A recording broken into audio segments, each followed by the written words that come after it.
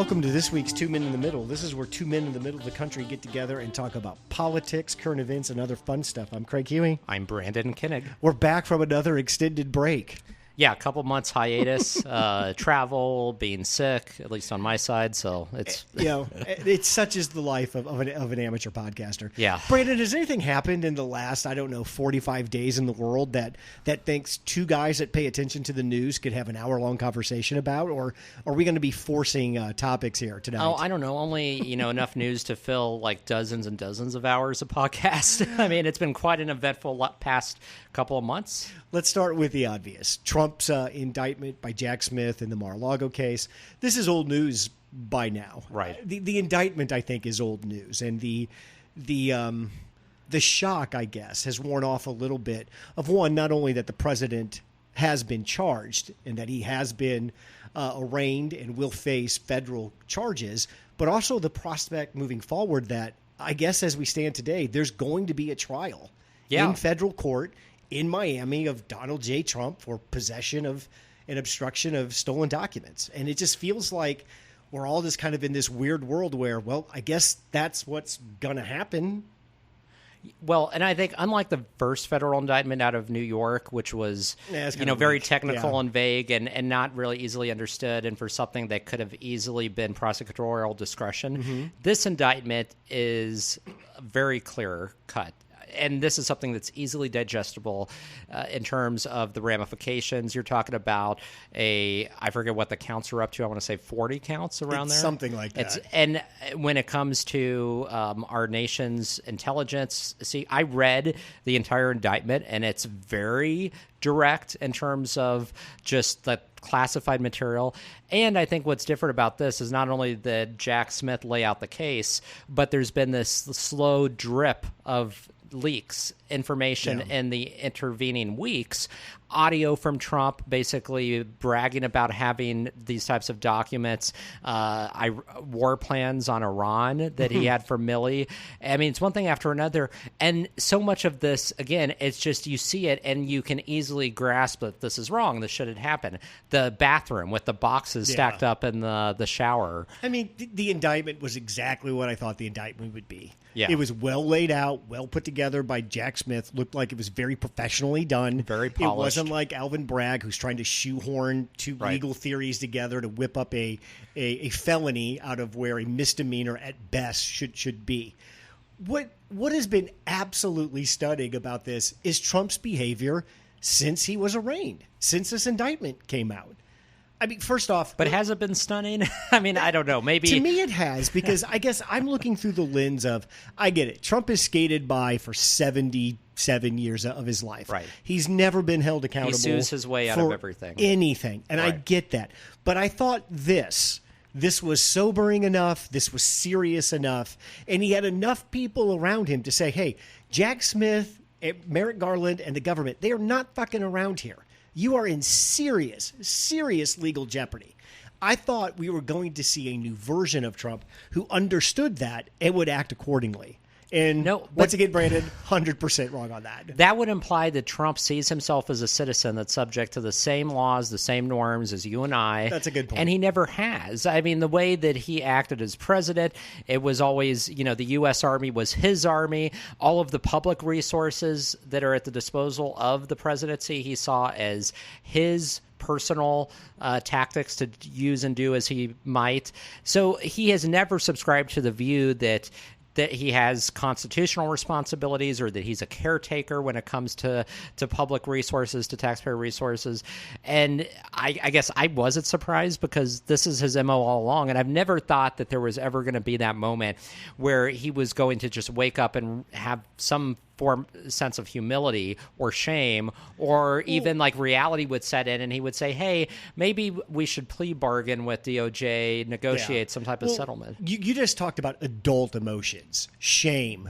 These are things that fully functioning adults feel and kind of mold their behavior after. I was never expecting that out of Trump. No. I never expected some shame, some humility, some responsibility. I never thought that. But I did think he could shut up. I did think he would say, I'm a big fan of TV. I've watched a lot of Law and Order. I'm just going to let this go and just say, hey, this is part of some attempt to get to me, to get to you, and then go on with it.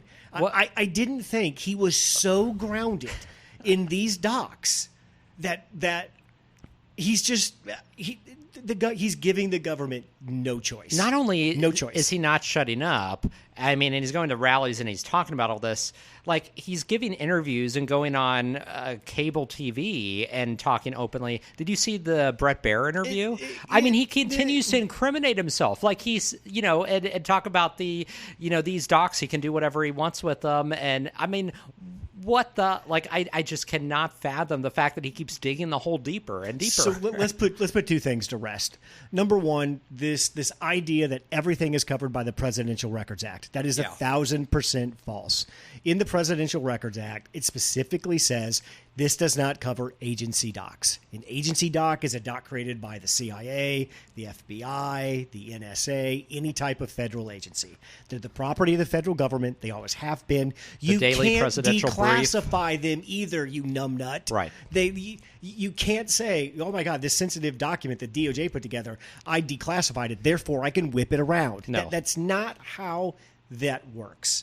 The second is the Clinton Socks case. The Clinton Socks Sandy case, Berger, National Archives, is that what you're thinking? This wasn't the one. No, I think you're thinking of the one where he was stuffing the shit down his pants and walking out with it. Yes, that's what I was thinking, yeah. No, the Clinton Socks case that Trump keeps referring to is Clinton in his second term sits down with a biographer. They meet for a series of talks to put a book together. Clinton pulls the plug on the project. He does not want these tapes entered into the archive because he considers them personal. Yes, so he sticks them in his sock drawer when he leaves the White House, leaves with him.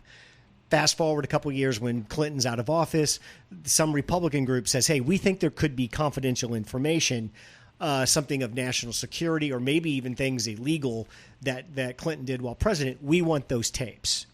And they said, no, you can't have them. They were created for and generated by the president. They are his personal property. And that's the difference. He created that content. Yes. Unlike content, like you said, that comes from the agencies that's created for the president, but not by the president. And because I've listened to so many goddamn legal podcasts over the last month over this was a very low-level decision by a court that is not assigned precedence based off this decision. Yeah. So that decision, one, is not apples to apples comparison to what Trump went through. And even if that decision was apples to apples, it does not set a precedent moving forward. So Trump also, I think, in a different screed on Truth Social, made comments about Joe Biden when he was in the Senate and Dick Cheney when he was in Congress about them taking documents. And in the same vein, those are documents that each of those members of Congress, and again, not the president, members of Congress, so, again, very different. Those were documents that they created. They were part of their offices. It was of their own creation, not documents that were national security documents based on the committees that they served on, but documents that they created to chronicle their time that they took with them for archival information and for their for libraries and things like that. And again, Trump made this direct comparison when you're talking about apples and oranges. Content that is created personally by a public official as when they're in office versus content that that is for their eyes only, that is given to them by an agency, which would be like the intelligence committee getting a briefing from the director of national intelligence. So Trump has no legal defense for his actions. Did you hear his voice on that tape?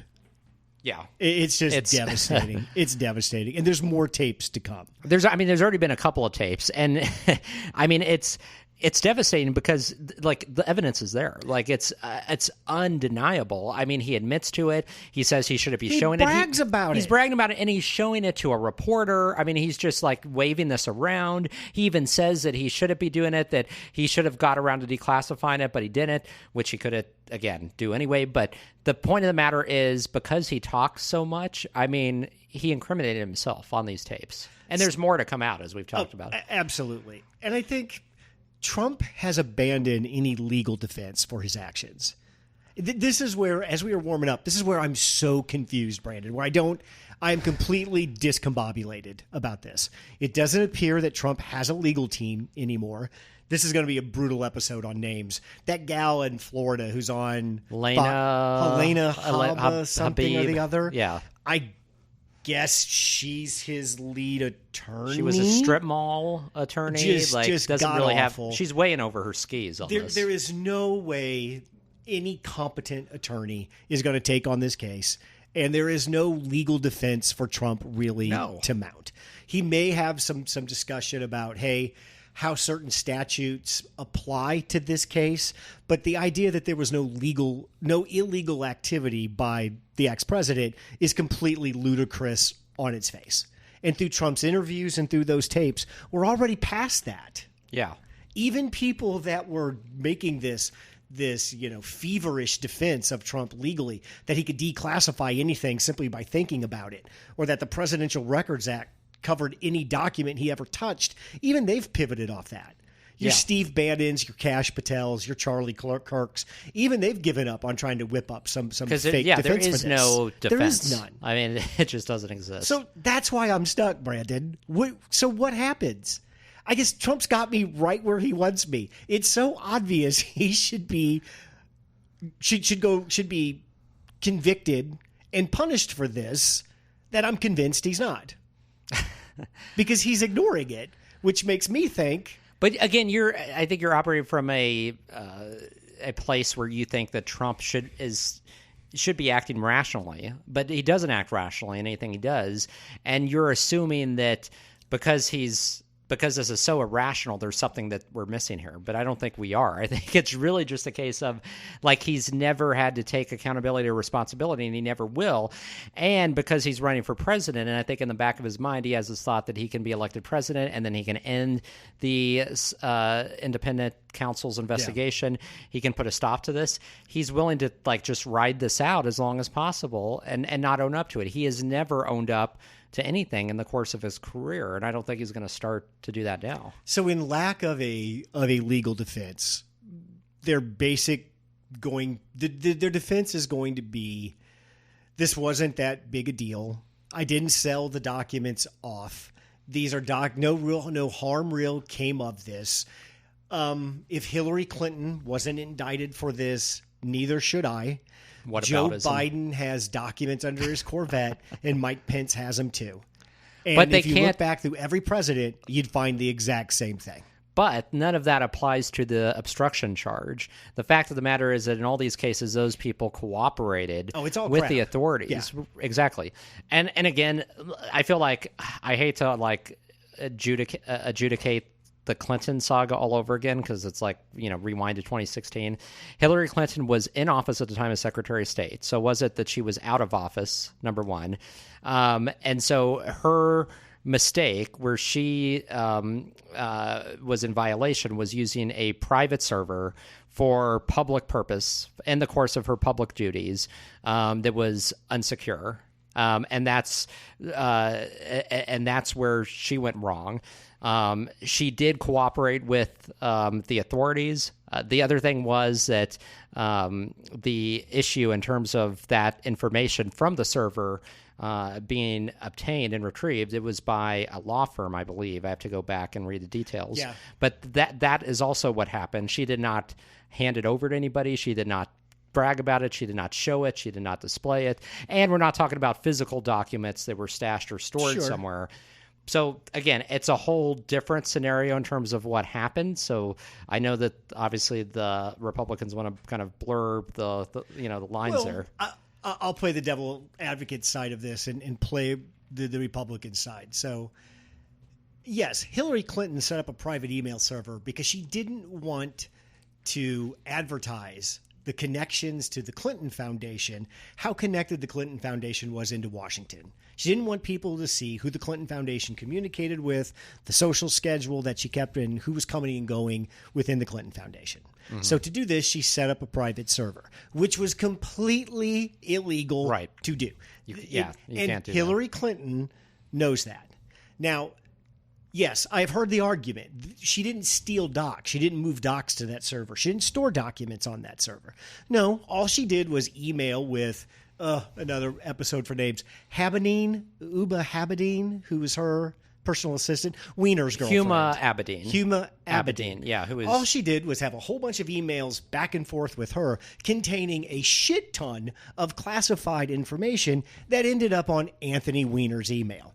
And now I'll quote James Comey when he testified this in front of Congress, said, "There is no doubt that some of that data that was sensitive at the top secret level due to Hillary Clinton's actions got out into the space where it shouldn't and was viewed by enemies of the United States." That was the assessment from Comey. So you have an overt illegal act by Hillary Clinton designed to kind of hide some of the sliminess that she was involved with the Clinton Foundation that ended up with foreign assets seeing top sensitive data. I'm really open to why was she not indicted. If I'm a Republican and I want to make that argument and I want to make it with some passion in my voice, I can certainly do that. And they do have a point. I mean, I don't think the rule should be if you cooperate once found out and there is no intent to sell to a foreign entity, everything is forgiven. Right. But isn't that the difference here? If Trump had that's cooperated... That's not the rule. Right. But I mean, a big part of this case is the obstruction. It's the continued concealing of documents multiple times. And I just want to say... And the hiding of documents. To take that off Hillary, you have to believe everything she said. Oh, my lawyers looked through it and they gave it all to you. Oh, on those hard drives and phones I smashed with a hammer, there was nothing on those. Oh, in the server that I bleach-blitted to make sure there was nothing on that, you can trust me, there was nothing on that too. There's a lot of taking. I agree. Hillary There's Clinton a lot at of. her word. I mean, I think the Hillary situation is beyond problematic, but it's not apples to oranges. It's not. And even if you do, and I think admitting that there were problems there and that they weren't properly vetted. And again, that was in the course of an election year, and so there's a whole lot of issues that I think you can easily raise and say that that was not handled as it should. Trump himself at the time, railed against Hillary and how she handled classified information. I mean, his supporters were chanting "lock her up." So, sure, how does that not apply when the shoe is on the other foot in this case? I don't believe Hillary Clinton should have been prosecuted. I don't believe charges should have brought against her. Do I believe she should have been censured, sanctioned in some way? Absolutely. There had to be some accountability to Hillary Clinton, who certainly knew better and knew exactly what she was doing. And because that didn't happen, that leaves this space now for all of this victimhood on the Republican side to just wallow around in. And if you're looking for an excuse to... At this point, I don't know what you're looking for excuse for. People that are going to vote for Trump are going to vote for Trump. If you're not going to vote for Biden, you don't want to vote for Biden. I guess if you're just looking to argue and get angry, the Hillary Clinton thing snaps very neatly into place with Trump. Yeah, I mean, I think it's a prime example of how kind of a diversion tactic, but also being able to say, nothing was done in this case. And I think, again, this all goes back to, I think, valid criticism of how Comey handled it, where, it was looked at and then closed and then reopened right before the election. Like the back and forth of what happened too doesn't project a lot of confidence into the DOJ at the time in terms of, now again, I also want to stress that I think now the DOJ, in terms of its leadership and in terms of how it's operating, is much more kind of above board than it was at the time. But again, in the public's eye, and particularly with Trump supporters, they don't see it that way. Like, again, it's because the painting is what the picture that they paint is of this deep state that's out to get Trump. So when Trump says, or any Republican says, we have a two-tier justice system, what are they talking about? And make your answer kind of long because I got to pee real bad. Hillary Clinton and Hunter Biden. Oh, we're going to get to Hunter Biden next. But okay. No, I wasn't joking. I got to step out to pee, Brandon, so you have to answer that question. Oh, yeah. So, I mean, essentially, when they're talking about a two-tier justice system, they're talking about the fact that Republicans get treated one way and Democrats get treated another way. And Hillary Clinton is example number one for that. And then most recently, Hunter Biden as well, who they claim that the DOJ has not looked into. And there is some valid criticism when it comes to Hunter Biden as during the 2020 election, when the story first broke about Hunter Biden's laptop and about the DOJ meeting with the heads of Twitter and Facebook and warning against sharing information around that case because of the potential for it being disinformation. So there's a valid argument to be made that the Hunter Biden laptop story was suppressed in the 2020 election, and conservatives look to that and they say this is collusion. This is the DOJ actively interfering on behalf of a prominent Democrat's child. So that is the argument that they're making, that there's basically two sets of rules, one for Democrats and one for Republicans. So we've entered the point of the story with Trump that makes me even more confusing, and that's Hunter Biden. So don't you feel it's pretty obvious that the Republicans have decided there's going to be an asymmetrical scandal between Trump and Hunter Biden?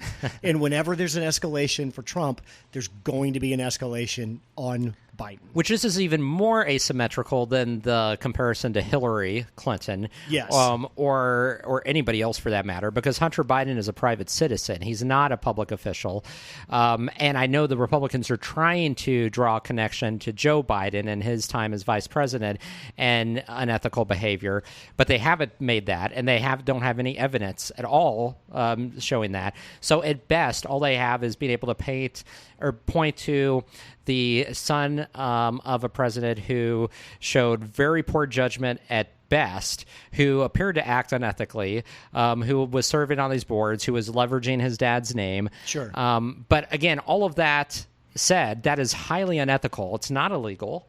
And it's not unheard of in Washington for children of prominent politicians to trade on their parents' names for money, for jobs, for you name it. And another great example of that is Jared Kushner, who got $2 billion from the Saudis based solely on being the son-in-law of President Trump. And this is where the Republicans are barking up the wrong tree. What American is still outraged because our elite political members' families tread off their name? That's and not make exactly money? breaking news. I mean, that's really, you're going to get Americans. You want us to be mad about this? Is that what the expectation is? I remember you recently think we're going to get fired up over this. It made me, I don't know why I recalled the other day, but I was thinking back to the 2018 election. So in Missouri, Roy Blunt was up for re-election, and the Democrats had this like catchy jingle. Roy Blunt lives in a mansion in WDC. His children are all in politics. He's been a senator for 100 years. Of course he does. The jingle was very catchy, but in essence, it was basically talking about how all of his kids are lobbyists and they've all benefited off of his name and they all make a ton of money. But it just reminded me, again, this is so commonplace. You can pick any senator, any member of Congress, and find similar examples. Like you said, do Trump's kids next. Yeah, exactly. Do Clinton's entire family. Yeah. Even do the Obamas, right? Yep. I mean, and the Bushes, yeah. Do them all. I mean, again, this is a real case of water's wet and the sun's hot. Right. I understand. You can't let all of this on Trump go unchecked. And there is a case to be made about, hey, they're not a very clean political family. Hunter Biden's an absolute scumbag. Yeah, he's a mess. He's proven he's a scumbag.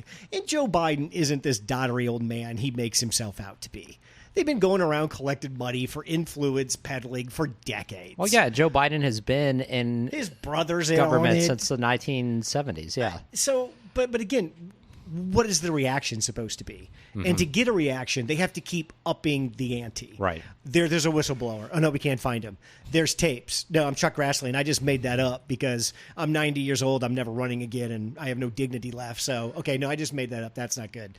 There was something today that Raskin has released an affidavit from the head of Burisma, said, I've never met Joe Biden. I've never talked to Joe Biden. Anything about That's the thing. It's all this conjecture up until this just, point. It's just so stupid. And it all goes back. For any of this to matter, because it's all just noise, for any of it to matter, they have to draw a direct line from Hunter Biden and Burisma to Joe Biden, that Joe Biden was involved, that he was, actively soliciting business on behalf of his son. There has to be something like that for them to be able to actually make this case Yes. that there's corruption and that there was preferential treatment. They have not come anywhere close to making that case. Have they proved, as you said, did they prove that Hunter Biden is a scumbag? Yes, and there's plenty of receipts there. I mean, we've known about that for years. He also has an illegitimate child, and he's trying to get out of paying child support. I mean, you can go on down the list of horrible things as it relates to Hunter Biden. But again, without that connection, and again, they haven't proven it to Joe Biden, all you have is a private citizen who traded off of his father's name and who has shown poor judgment. He's not in government. He can't be censored. He can't, none of that can happen. So again, I don't understand, besides wanting to just muddy the waters, because you can't defend Trump, so you have to pivot and say, look over here. Look at what's happening over behind this tree. I love it when Comer comes out in that thick Kentucky accent. They made a bunch of shell companies that it'd be impossible to track the money through. No, it's not. I mean, you have forensic accountants on staff. I'm sure if you wanted to. How about the names of those shell companies? Could you share those with us? Yeah. They've done the Republicans have done a horrible job of, if you wanted us to take this seriously, you've pretty much shot yourself in the foot from day one. Well, it's become the boy who cries wolf now, because every hearing you're just waiting for the shoe to drop, and there's nothing. It's just okay, again, we're left with nothing. And okay, I mean, we can talk about Hunter Biden, but really, I don't think you can talk about those two. The two stories are linked together: Trump and Hunter Biden. There's no way that they would be doing this with Hunter Biden if Trump wasn't under indictment. No, they wouldn't care. They would care. Comer not will at flat all. out, every interview he gives just tells you, and Trump's doing great in the polls. Trump's doing great in the polls. Look what we're doing for Trump in the polls. They're not even trying to hide what this is. You have his accent down well. It's Kentucky.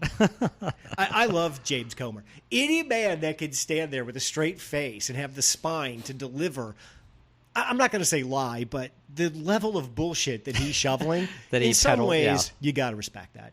But these two things, would it shock you tomorrow if Trump makes a deal to make his legal problems go away that has a political solution to it, perhaps, and something happens at the same time over here to Hunter Biden? To me, this is another thing where I'm feeling like Trump will never see the inside of a court. They're going to try to link these two things together, aren't they?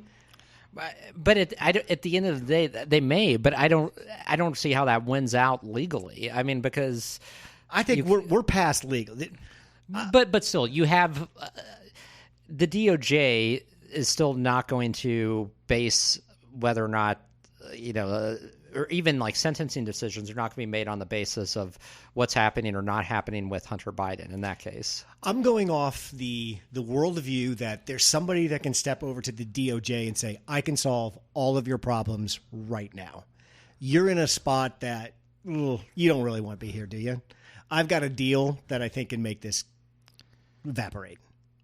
But we're too far in now. You would think that now that if that would have happened, it would have already happened a while back. See, I think we're just getting to the point where we're starting to see how problematic this is, which makes this deal more applicable, maybe. And I don't know if he'll drop a felony federal charge for agreeing not to run for president. I don't know. Oh, okay, I see what you're saying. Yeah. Yeah. Well, yeah. What if in 6 months, this shit just stacks up and Trump's lawyer walks in and says, we want to make a plea. We want to make this go away. What can we do? I got to think the DOJ is saying it's worth at least a series of conversations to see if we can land anywhere. Plead guilty. Don't run for president.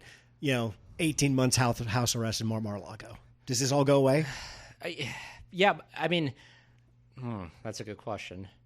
I mean, it's such a hypothetical. And I think that also presents its own problems, because then you have a blatant case where there was obstruction when it came to sensitive intelligence, and you're going to have half the country that sees this as somebody who was shown favoritism and did not receive. The only way that makes this work, the other half of the coin, Hunter Biden, there has to have something happen to him too. Because we're in this point now to where we have to have this balance. But I don't even see Trump agreeing to do something like that. Because, again... I don't either. That requires him to act rationally and to act not only understand, but like comprehend that this is in his best interest. And I think his first and foremost thought is always projecting strength, denying, and never admitting fault. And this would require him, even if he doesn't admit to it, essentially a settlement or a plea or agreement with DOJ not to run for president is an admission of something. And it requires him to... A pardon's an admission. Well, yeah. Pardon's an admission of guilt. So if somebody pardons him, he's got to say he's guilty. I don't think he doesn't have to allocute to it, but a pardon implies guilt. I don't see him making an agreement with the DOJ. I just don't see that happening. I think he'll continue to fire lawyers until he finds people to do his bidding, even if they're supremely unqualified and just, I think so too. Ridiculous, because he doesn't operate like from a rational basis on anything. I mean, if he did, this would have been settled long ago. He could have easily settled this and just returned the documents. The fact he did not do that shows that his state of mind is on a completely different playing field, because nobody else in that position would have continued to obstruct the way he does. He gave a lawyer a $3 million retainer who just told him, just give him the fucking documents back. This can go away in a week, and a you can rational be on person your would not way. Disregard his attorneys, especially if I just gave you $3 million, which I can't get back. And listen to a crackpot who heads a conservative group who has no legal background. Brandon, this is where I'm caught in the ridiculous. There's no way this ridiculous continues all the way to trial, does it? I think it does. I think it does. God. It's just... I wish they would have hung a felony fucking gun charge on Hunter Biden. It would have been an easy thing to do, and it would have changed everything moving forward. You think that would have been enough, though? Because you think that would have caused Republicans to not continue to hammer the Burisma and the... I think it really would have gave them something to sink their teeth into. If they could have simply said, hey, I'm assuming anybody who listens to this podcast is smart enough to know rich people who don't pay their taxes don't go to jail in America. Yeah. You got to really try. I mean, Hunter, the charges that the year tax he didn't pay, he's already paid those back. Right. So people who don't pay taxes, even if you don't file, but who eventually get caught, cooperate and pay it back, none of those people go to jail. Yeah, people who commit actual tax fraud with intent, not just not paying their taxes or paying it late, but like large full-scale tax fraud even usually don't go to jail. I mean, it has to be on a magnitude that's so enormous. And then the whole case with like lying on the form to buy the gun, that happens a lot. It's just rare that it gets prosecuted.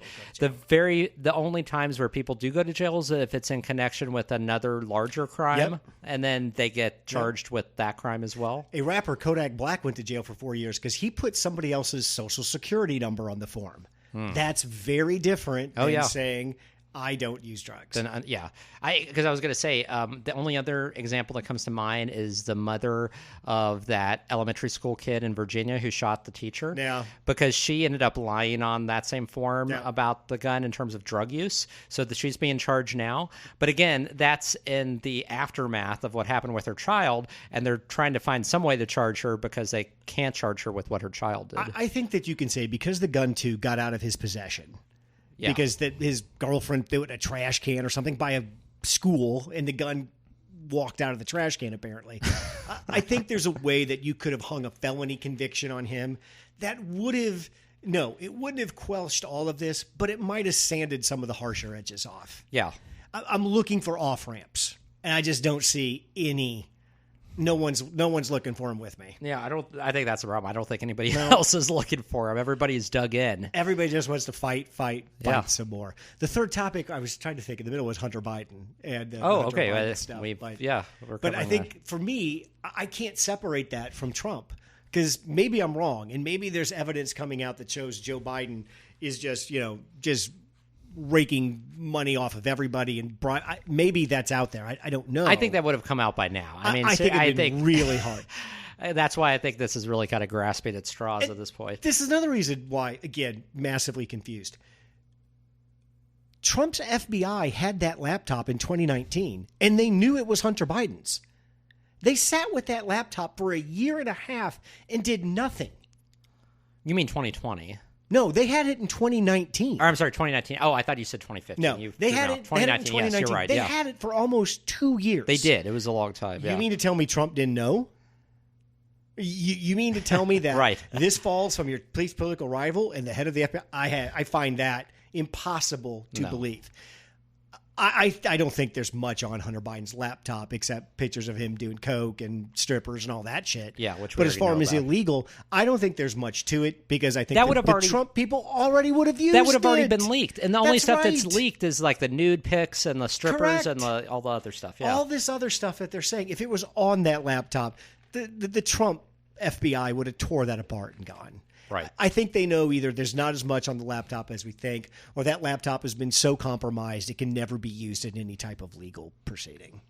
Which that simply might be it. I think you're right. I do have a criticism. I think in light of everything going on and with the spotlight on Hunter Biden, I am kind of surprised that President Biden is like having Hunter Biden front and center at state dinners and all kinds of things. Like he's getting photographed at all these White House events. If he was a I would think he would felon, have him lay low a bit more and be like out of the spotlight, because it does Joe Biden no good to have his son photographed at all these public events so prominently, just in light of what the connection Republicans are trying to make. Like it fuels the fire in terms of them being able to point to corruption, even if it's non-existent. So that makes me uneasy. I think Biden is equally confident there's no corruption in his background that the Republicans are going to find. I think he's pretty defiant. As Trump is confident he's not going to jail. Right.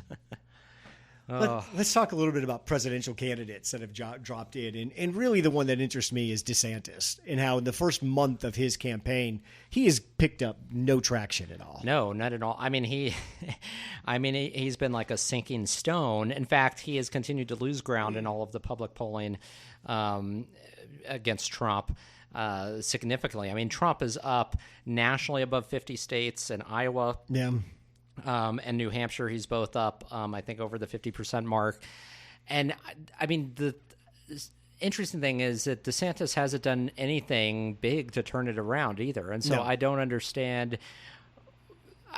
It doesn't appear that his campaign has any plan to turn things around or to reset the race in some way. Let me give you a story of a small example of a misstep by the DeSantis campaign, which seems small, but in the end turns out to be very big. There's the New Hampshire Republican Women's Club. I heard about this. Biggest Republicans Women's Club in New Hampshire. They are a big deal. Remember the movie Primary Colors? Yeah. When they go to New York and they're like, we have to go see the Jewish Council of whatever. Right. And he's like, why? They're not, this is a waste of time. He's like, hey, you have to do this. It's just part of coming to New York. They're a big influential group, yeah. Apparently, talking to this women's group, maybe going to their lunch, that's all part of just campaigning in New Hampshire. Well, the DeSantis campaign scheduled a campaign event over their monthly lunch, which was a very, very big deal to the New Hampshire Republican women. This is their turf. Yeah. You should know their schedule. So one, you didn't get yourself invited to that group as a guest, which would have made them a much warmer group of folks to hear your message. And then you pissed them off by scheduling something over top of what they had scheduled. And everybody that I've listened to in campaigns, and you've probably know this, little things like that, those are just mistakes that add up, and those just stick in people. And when you're running for president, you got to have people like you. And if you can't pass that basic test, it's going to be really, really hard to win. No, I completely agree. The interesting thing is DeSantis in this ever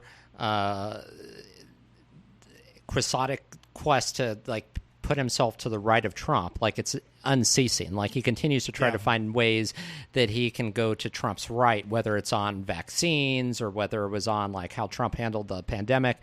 But he's also creating tension and turmoil within his own state with lawmakers in Tallahassee with a lot of this legislation that he started vetoing. The most recent example was there were federal grants, including infrastructure grants for the state of Florida that had no strings attached, that he vetoed. And they were, passed by broad margins in the Florida state legislature solely because he wants to pitch himself to national Republicans as rejecting federal money from the Biden administration. Really stupid move because it's free money that would help the state and they could use it. That's ruffling a lot of feathers. There was a state version of like the STEP Act, which was passed on the federal level by Trump in terms of low-level offenders, in terms of giving them a pathway out of prison, which was actually sponsored by one of his allies who has already endorsed him in the legislature, and he vetoed that. Which is interesting because, again, now he's put himself to the right of Trump and said, I would have never passed that, despite the fact that he supported similar federal legislation when he was in Congress. So it's interesting because there hasn't been a lot of polling and it's been understated. But if you also look at his polling in the state of Florida, like you're starting to see that image being chipped away. And again, he's putting himself in a very tight box because he's trying to appeal to Republican primary voters to Trump's right and peel off those MAGA voters. But in the process, he's making himself completely unelectable, on a national scale. And then also creating division even among Republicans in Florida. DeSantis wants to be a MAGA policy wonk. And that doesn't exist. And you're right. His limiting principle is how far to the right can he get to Trump. Right. And every time he gets out there to the right of Trump, nobody gives a shit about policy to the right of Trump. Because MAGA voters don't care about policy. That's right. It's all woke culture battle. Who are we going after? How are you going to make libs cry today?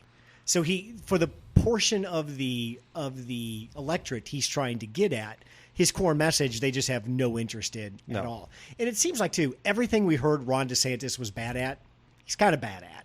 Yeah. He's not a very good retail politician. He has no talk well. That's partially because he has no interest in people. He's not a people person, and he doesn't like to listen. And if you're in Iowa or New Hampshire, you're expected to, like you said, retail politicking, glad hand, sit in diners with people, hear them out, all of that. Something that Trump has really kind of drilled into me in the last 6 or 8 years, how many years he's been on the public scene is, and I didn't realize this so much about Republicans, and maybe being somebody who's hung out with a lot of Republicans in the inner circle, you could push back on this, but it just seems like Republicans at a base default to who's the tallest guy with the broadest shoulders and the biggest voice. That's just who should be the leader should be. Yeah. Is that true? Am I making that up? Or is there a feel in Republican politics? I feel like that has been, It's obvious, isn't it? Yeah, I think so, too. If you listen to any Republican commentators, it's all Biden. It's all a physical contest where Biden doesn't have the physical tools to move forward. And look how big and orange and glorious Trump is. Right. And I knew that was part of the Republican and conservative mythology, but I didn't realize how strong that still was. Yeah, I mean, it's interesting. That hasn't abated, and I don't know that that's going to go away anytime soon because Trump has kind of cemented that as like a bedrock of like the type of leader Republicans are looking for. That's one of the lasting things. So you said something there that suddenly reminded me that Tommy Tuberville has taken over the biggest asshole in the Senate. Oh, my gosh, yeah, by far, yeah. With his refusal to promote military leaders because of their woke agenda. And now with his saying, hey, folks, I'll be down there for that signing for that rural internet bill that we all got passed. And Biden immediately says, yeah, the one you didn't support. Yeah, Biden was quick on that comeback, which I appreciate. Yeah. I don't mean to get it on a sidetrack, but God, Tommy Tuberville's an asshole. Oh, he's awful. I mean, and what he's doing with like the military promotions and everything Just too is awful. Dick. And he is probably one of the most, I think, dumb members of Congress in terms of the things that come out of his mouth too. Like he is one that's just supremely quotable. Maybe the transition what's the Russian general's name again that we tried to pronounce? Prigozhin. I mean, Speaking of big assholes, Prigozhin. How do we even frame this up? It's been so long. I'm assuming folks are following Ukraine and they have followed this story, but the potential coup that wasn't. Yeah, I think so. It's interesting. There's been a lot of talk now for months that and Prigozhin has been very outspoken in terms of threatening the lives of Putin and his administrators for months, and outspoken against the Russian military and the head of the Russian military, wanting him to resign, which of course hasn't happened. And the reason all this matters is that Putin relies exponentially on the Wagner Group, this private army, to carry out raids in Ukraine, because the Russian army is not well equipped. They tend to be young. Many of them are newly recruited. And so the Wagner Group as a private army has been able to get away with a lot that normally would not be the case. I mean, Putin a lot of crime. Yeah, a lot of crime. Being able to just be outspoken against Putin and Sure. the administration, that's not normal. So this has, I should say, Prigozhin has been threatening to quit, to do all kinds of things, to just leave Ukraine, to pull out with his entire army. But what's interesting is he took it to a whole nother level this last weekend when he said instead he was going to attack the Russian military. And so he had his army march back into Russia. They actually took over a military port city in southern Russia. A city of 1.1 million people. A huge city, yeah. Which, interestingly enough, they were cheered on, too, by the people there, and he was very popular. And at one point, he was only 120 miles outside of Moscow before this deal was reached, and he turned back.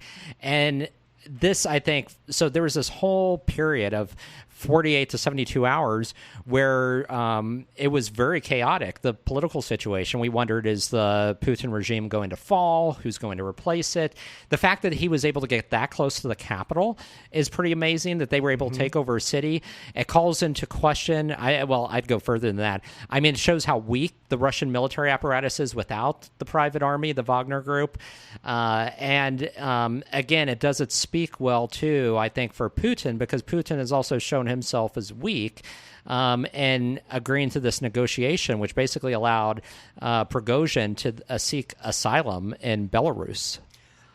This is where it got real stupid, because I'm sitting there watching this Saturday just thinking, well, the most probable outcome of this is Putin's already been kicked out. They've already decided that. He's going to march straight to Moscow. They will be limited to no fighting. He will declare, I am the head of the Russian military because all these dudes are morons. And they would say, and here's your new leader. And we would just go about our business. Mm-hmm. The only real level of what could be different, I thought, was how much fighting is going to happen for them to get to Moscow. Yeah. And I really thought they would just lay down because Putin's already gone. Because Putin had fled by that time. Right. I'm like, Putin's on his way to Chechnya or something, and this is right. This we didn't is know the where end he of was. his story. Then some way, Lyshenko, who Putin has been outright just threatening his life for months. Who was basically a puppet, for those that don't know. Belarus is a puppet state of his family got on Russia. A plane as soon as this happened and got the hell out of there. They got to Turkey as quickly as they could because they thought it was coming for them as well. Yeah. So what possible deal could have been struck? Because we talked about strongman law dictates only one strongman at a time. If I march on you, the strongman, I have to put you down, or you've got to do the same to me. Right. What exact deal could have been struck that would have made Prigozhin say, I'm done? That's what's so odd about this. Yeah, we don't know the details. I think any news outlet that tells you they know what's happening, nobody knows what's happening in Russia right now. And there's a certain segment of the right who wants to use that to scare people. Right. Where does this odd Tulsi Gabbard, Tucker Carlson, sense of Russia and Putin come from? I don't know. I don't understand when and how that became this variant on the right. Is it just we love strongmen? I think that's kind of what it is. It's just the logical extension of taking Trump in the United States, to its extreme, and looking around the world and saying, this is the kind of leader we want to emulate. There's part of it, they love his nationalist rhetoric because Putin is a nationalist. He also uses a lot of kind of very Christian symbolism, which I find weird because he's not actually a Christian, but he's very good at using that as part of the buildup of the state. And so I think there's a lot of that they admire because, again, they come at it from strength, unity. Yeah. He's able to really kind of control the populace because I think at its core, a lot of those people don't like the fact that there's discord and that there is disunity, which is just part of being in a democracy. You don't have lockstep thinking. Do we agree that Putin's outed Russia by the end of the year? It really feels like that way. I can't imagine a scenario. I mean, it was a couple days before we even saw or heard from him, which is very. Nobody quite knew where he went. Either. And then he's on TV giving that speech, very angry. But I mean, he can't make up for the weakness now that this shows to the rest of the world. And yeah, I think this has been a boon for the motivation of the Ukrainian army, I think, in terms of really showcasing the emperor has no clothes. And, they, I think, will be much more bold in some of the moves they make in terms of trying to recover territory, and again, it's too early to tell with the fog of war, but it'll be interesting to see how they were able to take advantage of the situation last weekend, even, because that was just complete chaos on the Russian side. Well, between this coup and the Russians blowing up the dam and threatening the nuclear power plant in the territory they've taken over Ukraine, I think everybody has come to the conclusion we cannot leave any Russian assets on Ukrainian soil. Yeah. So let's just give them the F-16s they want, and they can mop this up in 4 to 6 months, it sounds like. Yeah. Or Russia pulls a World War I and just says piss on it and just everybody goes home. That could happen too. That too, yeah. God, it's just such a fucking mess over there. Russia is such a strange place. Yeah, they really are. Their entire history has been goofy. This is another weird chapter in this. And it just grates on me when people talk about political corruption in the United States.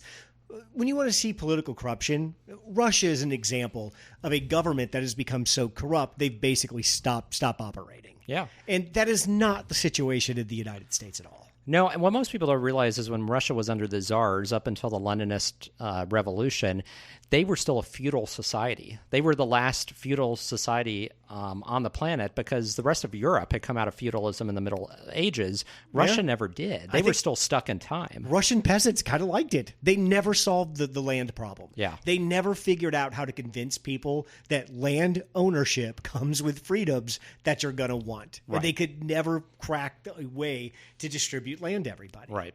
The Russian history is fascinating. Mike Duncan, the Revolutions podcast, has a brilliant, 115 episode season of the Russian Revolution. That's just fantastic. I haven't listened to that one yet, but I need to. But even listening to that, the thing you realize is I'm never really going to know exactly what's happening over there. Yeah. These folks are wired up a little bit differently. Just because they're not part of Europe, they don't consider themselves part of Asia. They're certainly not Muslim and Turkish. They've always been, because of their geography, just something that's a little bit different. And they've never been able to really define themselves. But do you think, too, this has to help end the war in Ukraine? I think so, and I hope so. Because, again, it's been kind of this stalemate for so long. And I think it's easy to forget because this war has now lasted as long as it has, the real human impact. Just a couple days ago, Russian missile strikes hit a pizza parlor that was frequented by a lot of teens. There were 2 14-year-old sisters, a 17-year-old among the killed. And these are just teenagers trying to have fun at a pizza place, and they're victims of this. And when the dust settles, I hope people remember, too, that what has gone on this war is totally against the rules of warfare. Sure. There are always civilian casualties, but the difference here with the Russian invasion is that Russia has often targeted civilians directly. They've targeted hospitals, schools, places where civilians congregate. They're not just going after the Ukrainian military. They are actively taking out places where there are civilians. So the war crimes here are just immense in terms of what has been done by Putin. What does it take for Russia to get back to the G8? I mean, it seems like a lifetime ago when Russia joined the G7, made the G8, and was a part of that. Ooh, that's a good question. From where we stand now, what does it take to get back to that? Yeah. I mean, you would have to have, whole-scale regime change and change in the government structure for that to happen. You're saying you'd have to have some whole new system of government. A whole new system, not just a new person. Because if you just sub in somebody who the elites favor, who's going to be in Putin style, but maybe not personality, that still doesn't, I think, change the calculus. I think so too. Let's take each topic and let's come to some conclusion. Or let me hear your thoughts on each one of these to what their conclusion is. For Trump, I think we both agree he's going to get more indictments. Yeah. Let's start with the big stuff. Does Trump see the inside of a jail? I think he. Oh, that's hard, tough to answer. Let's just put that as an unanswerable at this point. I'll just say that a couple weeks ago, an FBI agent in Western Kansas was sentenced for storing national security documents in her house, including in her bathroom, and she got several years in prison. I think she got 5 years for that. Yeah. So, again, that almost mirrors exactly the crime that Trump committed. Does Trump win the primary? At this point, yes, I think he does. I don't see a viable alternative. More people are getting into the race because DeSantis looks so weak. That's only going to help Trump in the long run. If that vote is splintered, Trump would only need 30-some% of the vote. Yeah. He's always going to have that floor of 30% that will support him no matter what. It's unless there's major change. At this point, it's looking like he's going to be the. Does Trump complete the run for president? Not win or lose. Let's leave that off the table for now. But just does he? We've already said we think he's going to win the primary. Does he get through the entire election cycle? Oh, that's a no. Now I will say that's in doubt. Who? That is in doubt. 50-50? Yeah, I think that's valid. Yeah, 50-50 seems okay. And on the 50% reasonable. chance he gets through it, does he win? I say no, because he's already been rejected once. And I don't see the path of the prior Biden voter, even someone who's unhappy with Biden, switching to Trump. I don't see where that happens. The way I should qualify that with the only case where I could see that happening, if you have a third-party bid, like the no labels person, somebody like that that interjects uncertainty, that pulls votes away from Biden, I could see Trump winning with a plurality under 50%. During the height of the presidential campaign season, Biden has a health issue. Does Trump win? I think he does. I think he does at that point. Yeah, I think that's like a game changer. That becomes like an October surprise. By health issue, I mean he falls and breaks his wrist. I think that's enough to do it. We're not talking something like he has a stroke and is incapacitated. Any health problem by Biden in this time frame is going to be a problem. And the probability of that is increased this time around because we're no longer in COVID where, there's no active rallies. He's going to have to travel the country. He's going to have rallies. Like, it's completely different now than the 2020 race. Switching to Hunter Biden. Does Hunter Biden ever get indicted for a crime? I mean, he could if more comes out, although... but I would say likely not at this point because we've seen the DOJ, based on what they've charged him with now. I mean, I feel like they've had, as you said, they had access to his laptop for 2 years. I just don't see it happening. They've had all this time. Do you believe Joe Biden was involved directly in any of Hunter Biden's business deals? Directly, no. Okay, so you don't believe he ever got on the phone with somebody? He never said, "Hey, Hunter's told me good things about you. Looking forward to seeing you at that next fundraiser." No, I don't think he influenced the outcome of any of those deals in any way. Now, could he have been in a room when Hunter had a phone call? Yes. Did he actively participate in a phone call and facilitate anything? No, I don't think so. So I think we generally agree. Hunter Biden, scumbag. He's walked around the world cashing in on the Biden's name. Let me ask a question too. Do you think Biden himself has received money from Hunter Biden's business deals? 10% for the big guy is the line everybody says. Do you believe Joe has stuck any money in his pocket off Hunter's business deals? I don't think so, only because that would be the allegation dates back to the time he was vice president. And while he could have done that, that would have been a very, very stupid thing to do while he was in office. Now, if we're talking about after his post-vice presidency, I could see that being more likely, but not while he was vice president. I just don't see that. How do all these allegations change Joe Biden's presidential campaign, if any, if at all? I mean, I don't think they do. I mean, I think he'll continue being defiant, kind of ignore them. I don't know that it changes. It hasn't changed the way he's talked about or responded to them up until this point. Yeah. So I don't think it impacts the campaign and from his perspective. I think there's a good chance he just keeps going with the philosophy he's going, which is just completely ignore it. What comes next for Russia? What does the next... We think Putin's gone by the end of the year. What's next? I think you're going to see one or more active attempts by Russian elites, whether they be political, military, the oligarchs, try to take power and seize power in Russia. So I think that's because I think what happened last weekend opened the door for many of them to do that and to feel comfortable doing that. And so I think that's what you're going to see. And that might mean that the first one or first two are not successful. But I think that even if there are multiple ones, it just layers on the instability until you get to the point where the regime falls, because you have enough coup attempts, and that will only continue to weaken the regime. I mean, you can't last for long in power. The regime only is in power at the behest of the elites. And once enough of them realize that not only is Putin vulnerable, but he can be taken out, that switches. I mean, this is not...